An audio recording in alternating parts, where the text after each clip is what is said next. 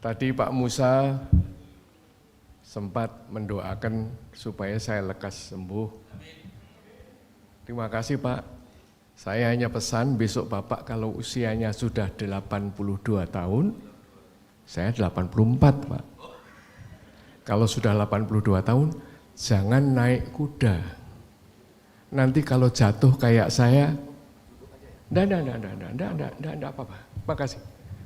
Jatuh naik kuda, harus dioperasi, ngoperasinya lamanya 4,5 jam. Ya, jadi begitu. Kedua, Pak Musa banyak bicara mengenai cerai, kawin lagi, istrinya menangis karena suami meninggal dan lain-lain. Dibalik juga. Kalau gitu saya beruntung Pak. Saya barusan merayakan 50 tahun perkawinan.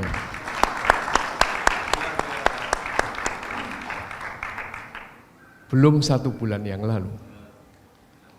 Ya, jadi saya mau mencoba. Saya sudah membagikan ini, apakah semua sudah punya? Mohon diperiksa di tas. Barangkali ada di tas. Oh, yang belum nanti tanya panitia waktu pulang ya. Ya. Terima kasih. Maaf, tulisan saya ini sengaja saya buat sampai 20 halaman. Tentu tidak saya bacakan. Maksud saya, karena saya ingin memberikan bahan-bahan yang barangkali Bapak-bapak belum pernah dengar. Di sini tadi, saya lihat banyak sekali yang diomongkan tanpa data. Mengatakan pulau kita jumlahnya 17.000 lebih. Tidak, pulau-pulau kita jumlahnya hanya 16.056. Kemudian saya menjelaskan di sini, tadi ada suku bangsa kita 700. Tidak Pak, yang disebut suku bangsa itu harus yang sesuai dengan definisi kaum antropolog. Dan antropolog mendefinisikan, dan saya catat, saya macam-macam membaca ini dan membaca itu, suku bangsa kita itu 520. Kalau ada lebih dari itu namanya suku Anaan. Long Iram, suku utama, Long Merah, Long Putih, dan lain-lain itu suku Anaan. Nah, di sini ada daftar. Tidak hanya daftarnya, namanya apa, di mana, di provinsi mana, ada semua. Dan saya yakin tidak banyak yang punya. Kecuali tadi malam saya ketemu wartawan itu pernah mencatat omongan saya di suatu kuliah, kemudian dia print. Ya tentu banyak salahnya ya kalau di print. Nah di sini saya tulis, saya juga diminta bicara mengenai kebangsaan. Kebangsaan adalah nasionalisme. Nasionalisme itu apa toh? Nasionalisme adalah sanggup berkorban untuk Ibu Pertiwi. Itu yang utama. Artinya mementingkan kepentingan nasional. Kepentingan nasional yang utama. Jangan memikir kepentingan tetangga. Kepentingan nasional Indonesia. Namun ekspresi daripada itu banyak ekspresinya, misalnya nasionalisme Jerman. Ekspresinya itu bahasa Jerman ya, du bist nicht, dein Volk ist alles. You enggak apa-apa, yang penting adalah negaramu. Itu nasionalisme Jerman. Yang ngomong begitu Hitler. Ya. Kemudian ada lagi definisi yang lain dari nasionalisme. Uncle Ho atau Paman Ho atau Ho Chi Minh. Dia bilang ketika Perancis kalah, benteng Ben Dien Phu dihancurkan, Perancis terusir. Lalu datang Amerika mau menjajah. Ho Chi Minh bilang apa? We will win. Kita akan menang. Because we have secret weapon. Karena kami mempunyai senjata rahasia. Wah, Amerika jadi bingung. Senjata rahasia macam apa? Dicari-cari. Jangan-jangan weapon of mass destruction. Senjata pemusnah massal. Saya takut bahwa ini adalah biological weapon. Ternyata dicari nggak pernah ketemu. Chemical weapon juga nggak ketemu. Dan Ho Chi Minh menang. Amerika angkat kaki sampai Presiden Carter kalah. Diganti Reagan. Karena kekalahan Amerika. Lalu wartawan Amerika tanya sama Ho Chi Minh. Sudah menang? Senjatamu itu apa yang rahasia? Dicari, kok enggak ada weapon of mass destruction. Ho Chi Minh hanya senyum. Yang menjawab Jenderal Giap. Barangkali Jenderal Giap itu kalau di sini Jenderal Sudirman gitu ya. Jenderal Giap jawab. Our weapon, our secret weapon is nationalism. Senjata rahasia kami adalah nasionalisme. Jadi kita bisa menang. Kita bisa menang, mengalahkan perang dunia, pemenang perang dunia kedua. Inggris dan Amerika adalah pemenang perang dunia kedua. Tapi kalah sama nasionalisme arek-arek Surabaya pada 10 November. Ya, itu kan Pak Kiai yang membuat resolusi jihad. Yang tadi juga saya baca di pesantrennya Kiai Mukhtar.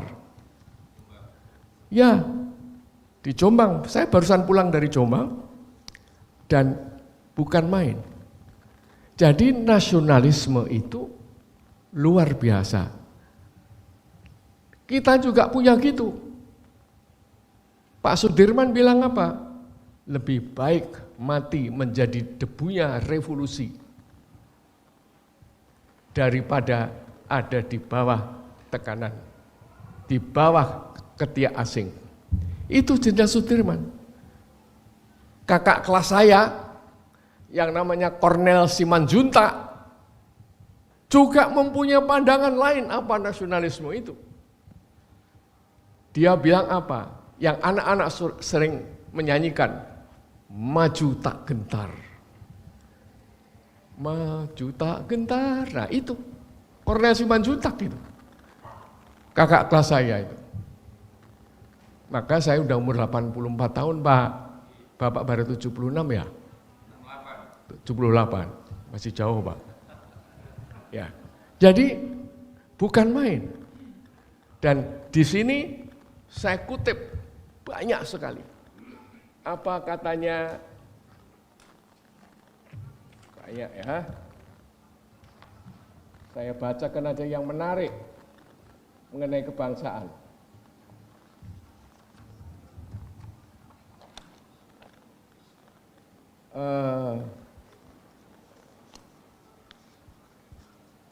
Nah, MacArthur itu Laksamana Perang Pasifik itu mengatakan begini, in war there is no substitute for victory. Dalam perang itu tidak ada penggantinya kemenangan. Kemenangan nggak bisa diganti, harus menang artinya. Itu nasionalismenya. Dan kemudian ada Patrick Henry. Patrick Henry itu 1 tahun sebelum Amerika merdeka, jadi tahun 1774. Nah, Amerika merdeka tahun 1776. Itu tahun 1775 jadi. Itu Patrick Henry bilang gini, give me liberty or give me death. Berilah aku kemerdekaan atau bunuhlah aku. Itu. Amerika belum merdeka, dia masih di state, Virginia State. Dia ngomong begitu. Dan Pak Kusbini juga mempunyai sendiri. Padamu negeri, kami berjanji, itu Kusbini. Berjanji dan selanjutnya. Moga-moga ada yang menyanyikan itu, Pak Kusbini. Karena kita ada di sini karena padamu negeri. Jadi nasionalisme itu ekspresinya luar biasa. Saya kebetulan memberi kuliah di suatu sekolahan militer di Bandung, di Sesko TNI. Salah satu dari murid itu ya brigjen semua itu ke atas. Itu tanya, nah Pak Edi apa? Nasionalismenya Pak Edi apa?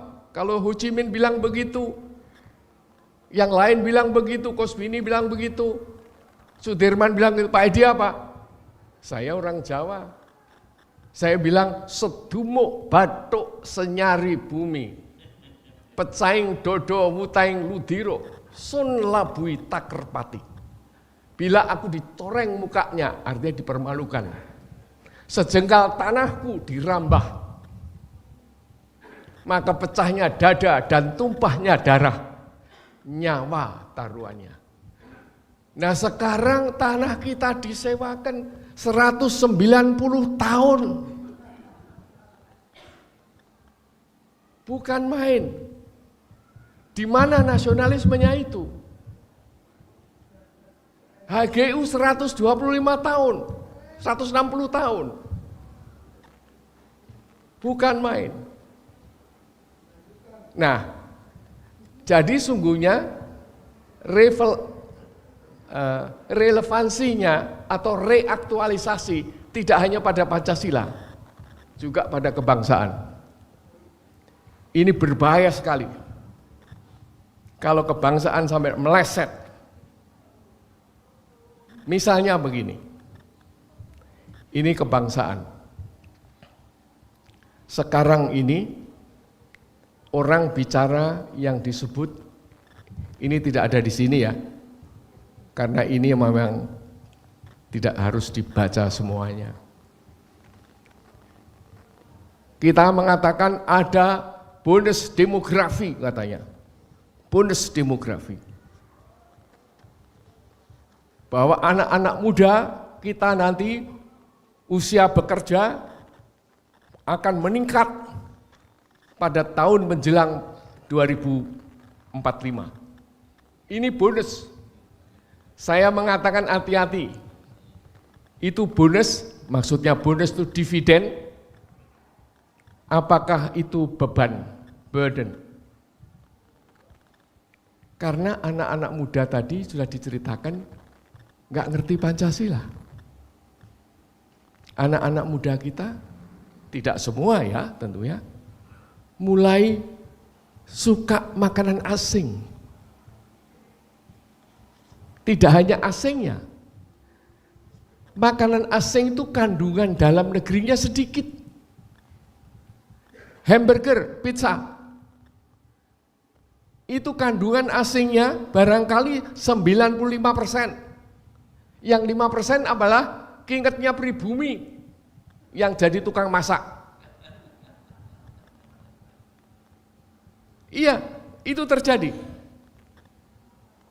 Itu juga terjadi pada anak saya dan saya ingatkan anak saya untuk itu. Karena memang contoh dari atasan tidak ada. Manusia yang memberi contoh kayak Bung Hatta yang dikatakan Halida itu, tidak ada. Nah, yang lebih mengkhawatirkan lagi, kita lengah, ilmu bumi dan sejarah tidak diajarkan. Pancasila mau diajarkan dengan berapa jilid buku tadi disebut. Siapa yang akan membaca kalau itu berjilid-jilid? Padahal kita kemampuan bacanya nomor 49 dari bawah. Bukan main. Kita benar lebih suka ya apa itu WA-WA-an ya daripada membaca. Dan yang dikatakan Dalida tadi benar, bahwa mata pelajaran di sekolah itu hanya preliminary, tapi untuk menjadi manusia hebat harus membaca sendiri yang banyak. Menjadi curious. Orang Jerman mengatakan bahwa cara kita untuk menjadi penting harus mempunyai semangat neugierig. Neugierig itu bahasa Belandanya nieuwsgierig. Jadi selalu pengen tahu. Kalau tidak ada drive pengen tahu, tidak mau mencari dalam buku. Ya. Jadi sekarang Pancasila. Tadi sudah banyak dibicarakan, nanti membosankan kalau saya bicara lagi. Saya bilang begini aja, Pancasila itu silanya 5. Yang satu ketuhanan Maha Esa, yang paling akhir adalah keadilan sosial bagi seluruh rakyat Indonesia. Jadi Pancasila selalu aktual, masih aktual. Siapa yang bilang nggak aktual? Tetapi ada orang yang menginginkan, terutama panitia, menginginkan ada reaktualisasi. Waduh, aku ya bingung, Pancasila ini aktual kok reaktualisasinya di gimana? Oke, saya nyari-nyari kira-kira apa yang dimauin. Oke, sekarang saya bikin reaktualisasi, makin menjadi aktual namanya ya. Keadilan sosial yang seluruh Indonesia. Ini memang keadilan sosial bagi seluruh Indonesia belum pernah terwujud. Belum pernah terwujud. Kita bercita-cita mewujudkan. Sekarang tuh di mana-mana ada kemiskinan. Di mana-mana ada gap antara kaya dan miskin. Bahkan di WA di internet mengatakan 0,2% bangsa Indonesia kekayaannya sama dengan 50%. 0,25, jadi super kaya. Gini rasio sangat tinggi, segala macam. Nah, kemiskinan yang luar biasa ini bisa menimbulkan curtain. Apa lahirnya orang-orang ya kurang gizi. Stuntingnya makin banyak, tadi disebut Pak siapa yang sudah pulang, 5 dari 5 orang yang stunting 1. Yang terbaru tidak Pak, dari 4 yang stunting 1, 25%. Dan saya mengenal orang-orang itu dan Tuhan kebetulan memberi rezeki saya, beberapa orang stunting mendapat beasiswa dari saya pribadi. Udah jangan ditepui Pak, sungguhnya jangan ditepui. Saya pengen bertepuk tangan untuk bapak-bapak. Tolong Pak, kemiskinan kayak begini, kita harus ikut prihatin. Ya. Keterbelakangan. Itu juga ada di mana-mana. Terbelakangan hingga banyak orang terdidik tapi tetap blow on. Blow on itu bahasa Betawi apa ya? Bahasa Indonesianya apa ya? Jawa Timur apa ya? Apa? Pelunga-pelungu. Pelunga-pelungu. Jangan, kalau pelunga-pelungu nanti diartikan. Oh iya. Iya. Ya blow on lah, itu Betawi lebih enak itu blow on gitu. Karena itu sungguhnya keterbelakangan betul. Dia tidak mau maju dan tidak tertarik untuk maju. Ya wis ngene wae. Alon-alon asal kelakon, ya ora bakal kelakon zaman saiki ini alon-alon. Ya.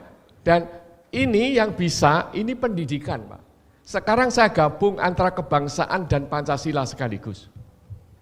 Ya, itu Bapak Pendidikan Nasional kita namanya Ki Hajar Dewantoro, pendiri Taman Siswa. Pendiri Taman Siswa. Ya, beliau ini di panitia kecil urusan pendidikan yang menunjuk Bung Hatta. Tapi Ki Hajar Dewantoro untuk membuat formulasi satu kalimat di Undang-Undang Dasar mengenai pendidikan, itu Ki Hajar Dewantoro didukung oleh 5 orang yang luar biasa. 1 Profesor Dr. Ruseno yang sudah profesor sejak belum merdeka. Profesor Dojo Jiningrat, Profesor Asikin, kemudian ada Ki Bagus, dan yang satu lagi saya sedang lupa. Ini beliau hanya untuk merumuskan satu kalimat dari pasal 33 Undang-Undang Dasar. Pemerintah mengusahakan dan menyelenggarakan satu sistem pendidikan nasional. Satu sistem pendidikan nasional. Bukan main. Dan orang tidak bertanya, kenapa ngomong satu sistem pendidikan? Karena kita ini bineka. Kalau bineka, lalu sistem pendidikannya tidak menyatukan cara berpikir yang sama, maka bineka tidak akan tertransformasi menjadi ketunggal-ikaan. Bineka itu bagus, keren, hebat, apalagi binaan Indonesia, itu hebat sekali. Tapi bineka ya bineka, tidak tertransformasi menjadi ketunggal-ikaan, bisa-bisa dinamikanya nanti yang bineka itu terpisah-pisah. Jadi pendidikan nasional lah yang menyatukan bangsa Indonesia harusnya. Sekarang barangkali tidak. Karena sejarah tidak diajarkan, ilmu bumi juga tidak diajarkan. Bagaimana Anda bisa cinta tanah air kalau tidak tahu ilmu buminya? Bagaimana orang tidak tahu, di mana orang Jogja tidak tahu, kalau engkau menghadap ke utara, Klaten ada di sebelah mana? Enggak tahu. Ternyata juga utara itu mana enggak tahu. Jadi berarti mata angin sudah tidak diketahui. Kalau engkau ada di Magelang, menghadap ke Semarang, itu Jogja ada di mana? Enggak tahu. Lah kalau kita sampai enggak tahu tanah air kita, ini baru Jogja dan Klaten dan Magelang aja ya. Yang lain-lain bagaimana? Kalau tidak tahu, diambil orang barangkali negara kita juga enggak kerasa kehilangan. Mau enggak tahu kok. Kalau pulau kita diambil orang, kita enggak tahu, hilang. Padahal sungguhnya hilang satu, itu adalah hilang semua. Membunuh satu orang berarti membunuh semua orang. Kan begitu rumusnya. Jadi pendidikan kita melupakan membuat satu sistem pendidikan nasional. Bayangkan kalau pendidikan nasional di Papua berbeda dengan pendidikan nasional di Surabaya, berbeda dengan pendidikan nasional di Manado, berbeda dengan pendidikan nasional di Medan. Apa yang akan terjadi untuk Indonesia? Jadi Pancasila adalah baju seragam Indonesia. Boleh berbeda-beda, tapi di mana perlu kita memakai jaket yang sama, jaket hijau semua, breng, menjadi bangsa hijau. Jadi jaket yang sama. Saya mengadakan Pancasila ini adalah bahwa kita ini Bhinneka Tunggal Ika. Maka itu Pancasila adalah pemersatu bangsa. Dalam pengertian apa? Setengah ditambah sepertiga ditambah seperempat nggak bisa dijumlah. Kecuali masing-masing mempunyai penyebut yang sama. masing-masing mempunyai common denominator yang sama. Jadi common denominatornya harus sama dulu. Yang setengah harus menjadi 6/12. Yang sepertiga harus menjadi 4/12. Kemudian yang seempat menjadi 1/13. Kalau sudah semuanya berpenyebut 12, gampang menghitung menjadi 1. Itu Indonesia juga begitu. Pancasila adalah penyebut yang sama. Oleh karena itu, saya sempat bilang sama Pak Harto, dan Pak Harto tidak marah, dan Pak Harto tidak menjawab. Pak Harto bilang begini, Ed, itu bagaimana itu? Taman Siswa kok masih pakai Pancadharma? Itu Ki Hadar sudah meninggal itu. Pertanyaannya Pak Harto tahun 80 pada saya. Coba kamu hubungi Pancasila, hubungi Taman Siswa. Suruh Pancasila dong. Pancasila kan asas tunggal. Ingat gak Pak Harto menekankan, Pancasila adalah asas tunggal. Saya mengatakan, Pak, Pancasila apa bukan asas bersama, Pak? Orang berbeda-beda punya asas satu, maka itu namanya asas bersama. Pak Harto tidak bilang iya, tidak bilang tidak. Diem aja. Lalu saya disuruh pergi ke Taman Siswa. Untuk menemui orang Taman Siswa, saya bilang orang Taman Siswa namanya Pranarka, saya bilang, Pak Pranarka, kenalan nama saya Di Swasono. Presiden minta Pancadharma ditinggalkan, diganti dengan Pancasila. Enggak mau dia, ngamuk dia. Apa itu Pancasila? Malah bilang begitu. Saya tidak mengira bahwa 30 tahun sesudah itu saya menjadi ketua umum Taman Siswa. Sampai sekarang, udah 3 periode ini. Jadi saya gara-gara itu, jadi akhirnya Taman Siswa menerima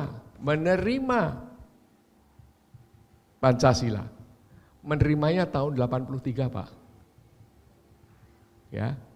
Tetapi ngomongnya begini, Pancasila sama Pancadharma itu sama. Ibarat daun sirih, depan sama belakangnya lain, tapi kalau digigit rasanya sama. Itu caranya mempertahankan Pancadharma dengan ngomong begitu. Ya sudahlah, kita terima aja, Pak Harto senyum juga kok. Akhirnya ya sudah, Pancasila juga Pancadharma tetap menjadi asas Taman Siswa. 2 asasnya jadi. Nah sekarang mengenai kebangsaan ya Pak, bangsa Indonesia ini masih bisa bertahan apa tidak? Saya akan bacakan aja penutup dari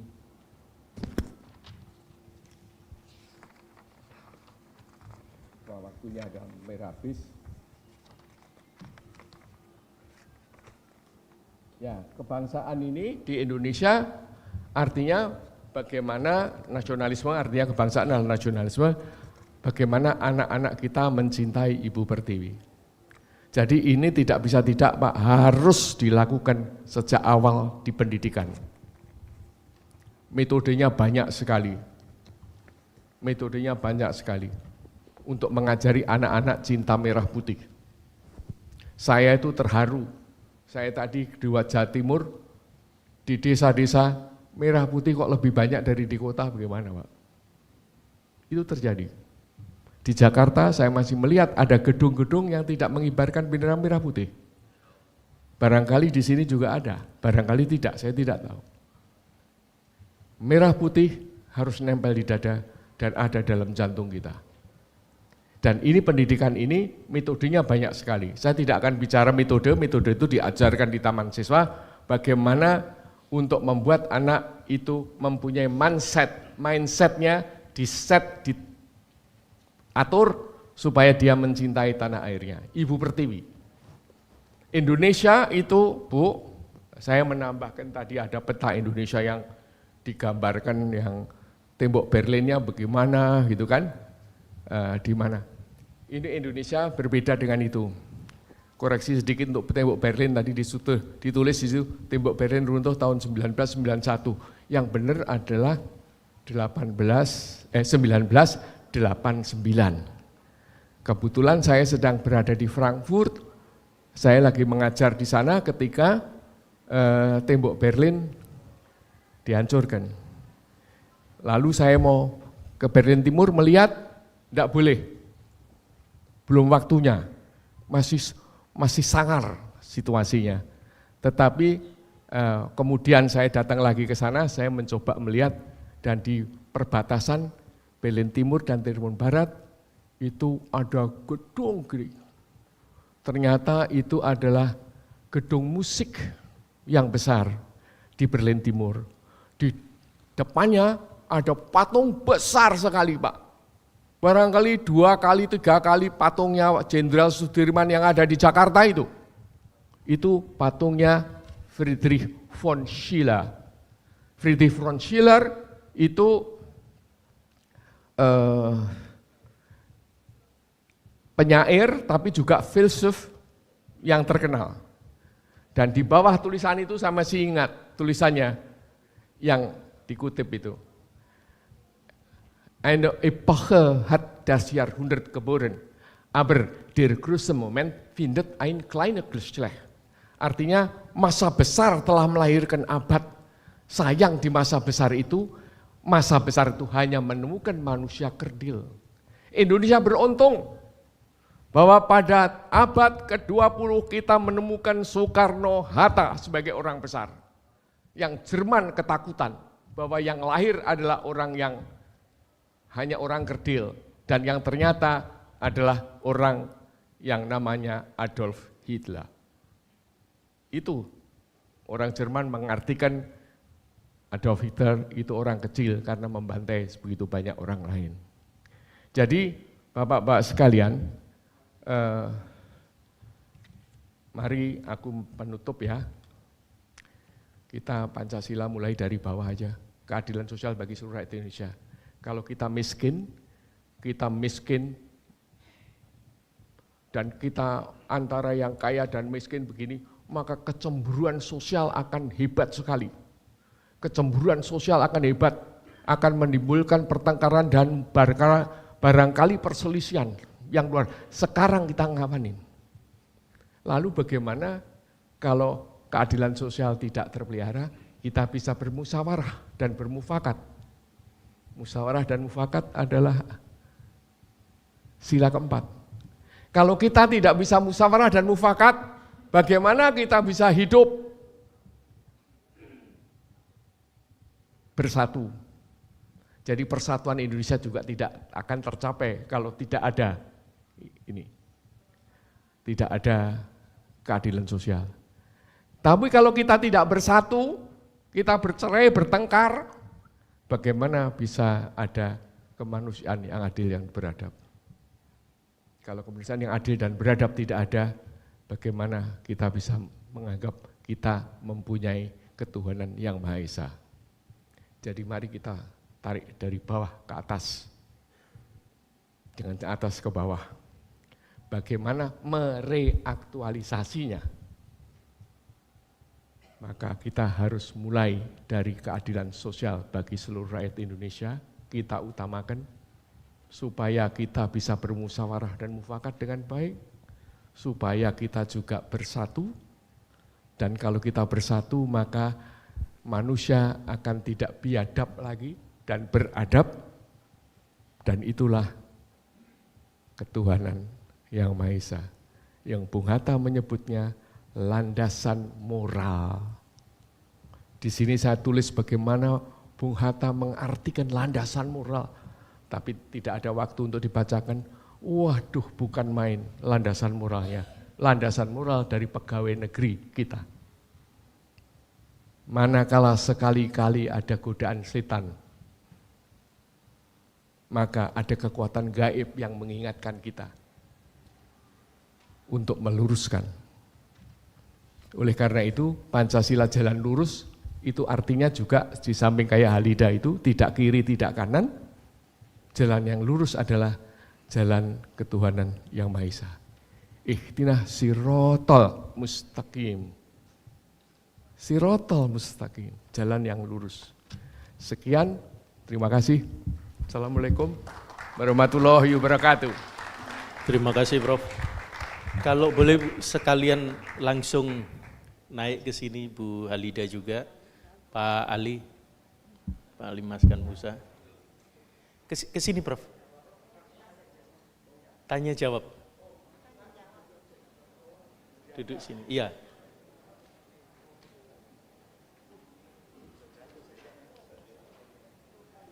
Dia ada pertanyaan ya. Untuk siapa sih Pancasila ini? Jawaban saya, Pancasila itu untuk para anggota DPR. Iya, DPR itu bukan Dewan Perwakilan Rakyat lagi loh. Dewan Perwakilan Partai. Iya, ya untuk MPR, untuk DPD, yang undang-undang yang paling tidak adil pun goal. Sudah diputus harus diganti oleh MK juga tetap aja jalan. Jadi siapa yang harus belajar Pancasila? Siapa yang harus belajar negara hukum? Kan ya penguasa yang berkuasa. Dan mengapa ada penguasa-penguasa kayak begitu terjadi di Indonesia? Barangkali sejak kecil dia nggak ngerti Pancasila. Barangkali dia adalah bagian yang tidak terdidik Pancasila. Kita yang protes, yang tahu bahwa ini tidak adil, itulah kita yang kebetulan belajar Pancasila. Jadi memang harus paling benar Pancasila itu diajarkan di pendidikan nasional, lalu bagi orang tua itu juga perlu ada didikan bagaimana mendidik anak. Kalau di Amerika ada channel 13, channel 13, itu adalah mendidik orang tua bagaimana supaya bisa mendidik anak-anaknya. Nah sekarang ini kan sulit, 61% dari pekerja di Indonesia itu wanita, perempuan. Berangkat barangkali jam 5:30 habis subuh, pulang sampai di rumah jam 6 sore. Lalu kapan dia didik anak? Anaknya dititipin siapa? Titipin orang tuanya. Orang tuanya terdidik enggak? Orang tuanya ngerti HP apa enggak? Lalu apa yang dididikkan pada cucu yang ditinggal itu? Jadi ini adalah namanya defisit. Pendidikan itu, saya menjawab ibu sekalian, pendidikan itu ada tiga pusat. Pertama adalah keluarga, bapak dan ibu. Yang kedua adalah sekolah. Yang ketiga masyarakat. Masyarakat sekarang kayak begini ini, yang morak-marik seperti ini, bisa mendidik apa kepada anak-anak kita? Kemudian keluarga yang perempuannya sekarang bekerja dan neneknya tidak bisa mendidik, bapaknya juga bekerja. Jadi siapa yang mendidik dengan benar? Jadi ada defisit pendidikan di keluarga, ada defisit pendidikan di masyarakat. Nah, defisit itu yang menampung siapa? Sekolah. Maka sekolah ini sekarang kabotan tugas. Apalagi guru tidak mendapat pendidikan. Ada si adik akreditasi Bu, naik pangkat kalau sudah, tapi Ibu coba lihat kurikulum pendidikannya. Ya. Jadi dengan kata lain, ini masalah pendidikan nasional, bahwa kita tidak menjadi Pancasilais dan kita tidak menjadi nasionalis. Nasionalis adalah sikap mental, mindset. Tetapi wujudnya adalah patriotisme. Apa patriotisme itu sekarang masih? Saya melihat selama 25 tahun ada diplomat yang berjuang, yang tidak disentuh di sini, makanya saya ingin menyentuh. 25, pada tahun 57, itu ada ide memuai wawasan Nusantara. Indonesia ini satu loh, satu kawasan dengan satu wawasannya. Lalu diplomat-diplomat itu berjuang untuk mewujudkan ini kawasan satu, ini wawasan kita. 25 tahun baru berhasil tahun 82. Dengan UNCLOS, United Nations Conventions on the Law of the Sea. Lalu Indonesia ini dengan konvensi itu sekarang batas lautnya mengikuti keputusan PBB. Indonesia minta dinyatakan sebagai negara kepulauan. Kita berhasil menang di UNCLOS itu, kita menang di PBB. Ya, menang. Nah, di UNCLOS itu yang zaman Belanda jarak antara pantai dan laut hanya 13 mil. Hanya 3 mil. Lalu menjadi 12 mil. Setelah menjadi 12 mil, maka antara Lombok dan Bali gabung 12 mil ke sini, ini Bali, 12 mil ke sini Bali, sini 12 mil Lombok, maka tertutup, kapal nggak boleh lewat situ seenaknya, ini wilayahnya Indonesia. Dan dengan UNCLOS itu, kita mempunyai 4 selat yang luar biasa pentingnya, yang membuat Indonesia harusnya untung besar, harus memanfaatkan hasil UNCLOS itu, perjuangan di PBB itu, yaitu Selat Lombok, Selat Sunda, Selat Malaka, dan Selat Makassar. Sehingga dari Eropa itu harus lewat selat kita. Dari Australia harus lewat Selat Bali, kalau tidak jauh. Nah kok kenapa kita tidak bikin pom bensin di pinggir Sumatera? Contohnya itu. Jadi kapal-kapal mana saja seluruh dunia kalau butuh ngisi bensin di situ, selatnya selat kita. Jadi UNCLOS ini menyatukan Indonesia, kita mempunyai ZEE. Jadi dengan ZEE itu kita hati-hati, jangan gampang ngomong tol laut. Ngerti maksud saya kan? Ya, jangan gampang ngomong tol laut. Ini tidak bisa diterobos, sekarang dicoba diterobos. Dan yang di pinggir-pinggir perbatasan sudah mulai dikerikiti. Maka saya bisa bilang di Seskoat, Pak, di Sesko sekarang Seskoat, ada Sesko Abri, kemudian Sesko Abri kan menjadi Sesko TNI sekarang. Nah di situ ada masalah, maka jawaban saya sedumuk batok senyari bumi.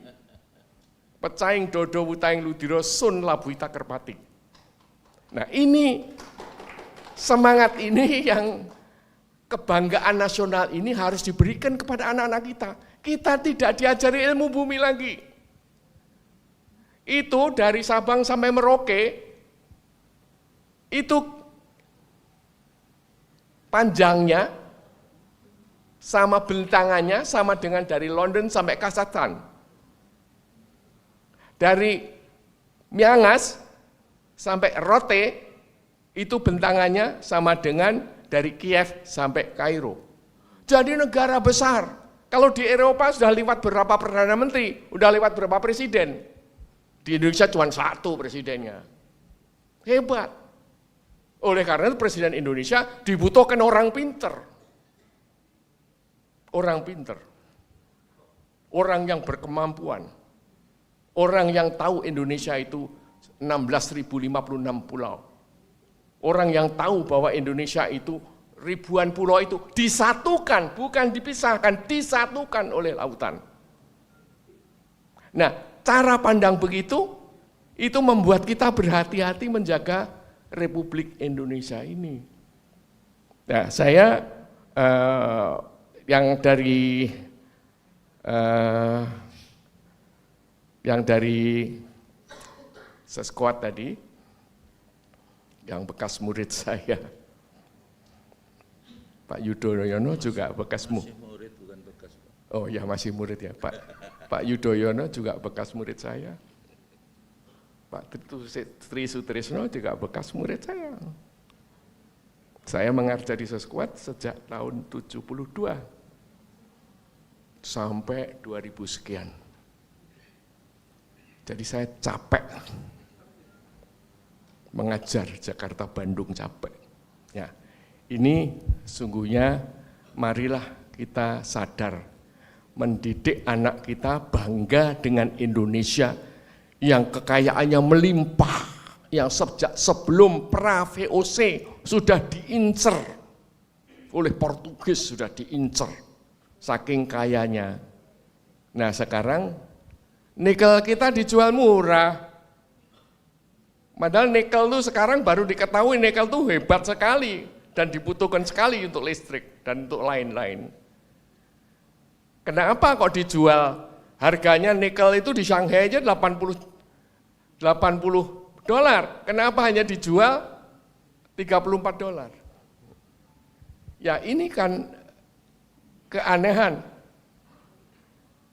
Makanya murid saya namanya Faisal Basri bilang, ya tolol itu. Ya, mari kita tidak tolol. Mari kita beri kebanggaan nasional. Jadilah Robinson Crusoe atau Robinson Crusoe. Orang Inggris itu bangga sebagai orang Inggris karena Inggris adalah negara yang tidak punya matahari terbenam. A nation of no sunset.